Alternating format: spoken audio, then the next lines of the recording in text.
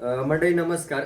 खिलार शेतकरी शान परिवारमध्ये आपल्या सर्वांचं स्वागत आहे. जर चॅनल सबस्क्राईब केला नसेल, लाईक केला नसेल, शेअर केला नसेल तर आजच करा आणि आत्ताच करा. कारण का खिलार दुनियेतल्या आपल्याला गोष्टी बारकाईनं अनुभवायच्या आहेत आणि खिलार शेतकरी शान परिवार जे सांगत आहे प्रत्येक गोष्ट वास्तव आणि सरळ पद्धतीनं अनुभवा.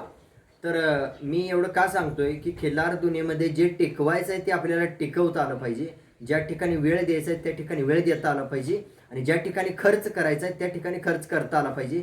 अन्यथा जर ह्या गोष्टी जमत नसतील तर कृपया करून खिलार दुनियेमध्ये कोणी सुद्धा धडपडू नका. ही कळकळीची खिलार शेतकरी शान परिवारमधून विनंती.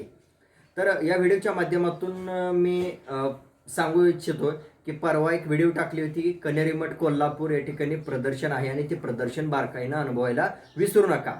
त्या पद्धतीनं मी स्वतः बारकाईनं अनुभवलेलं आहे. तर त्या कनेरी मठमध्ये जे प्रदर्शन अनुभवलं त्या प्रदर्शनात गेल्यानंतर मी प्रत्येक गोष्टी अनुभवल्या. तर काय काय अनुभवलं तर त्या प्रदर्शनात गेल्यानंतर प्रथम माझी नजर त्या खिलारच्या गर्दीवर गेली आणि त्यानंतर जाहिरातीवरती नजर गेली.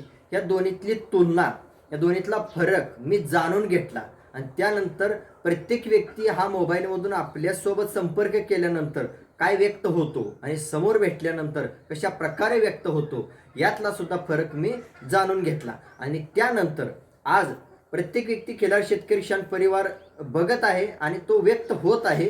याचे पुरावे सुद्धा मी त्या ठिकाणी नोंद केलेले आहेत आणि त्या नोंदी किंवा त्या घेतलेल्या मुलाखती त्या सुद्धा मी तुमच्या समोर मांडणार आहे.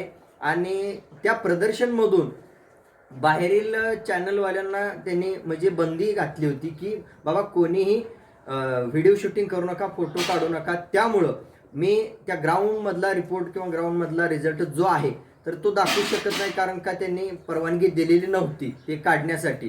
त्यामुळे या चॅनलमधून नंबरची आणि त्या गटांची कृपया करून कोणी आशा करू नका. मात्र माझ्या पद्धतीनं मी सरळ पद्धतीनं वास्तव ज्या ठिकाणी बांधलेली जनावर होती त्या ठिकाणी मुलाखती घेतलेल्या आहेत, त्या ठिकाणचे व्हिडिओ आहेत. काय फोटो काय व्हिडिओ मी अपलोड करतोय. आणि तुम्ही सुद्धा मी जसा अभ्यास केला तिथे गेल्यानंतर वास्तव खिलारचा अभ्यास केला आणि त्यानंतर मीडियावरून ज्या बातम्या मिळाल्या किंवा कानावर आल्या तर त्यांची सुद्धा मी शहानिशा केली. त्यानंतर अजून एक मुद्दा मला सापडला त्या गर्दीत गेल्यानंतर की आज समोर माणूस किती किंमत देतो आणि मोबाईलवरून एकमेकाला किती किंमत देतो, हा एक मुद्दा मला अभ्यासाला भेटला.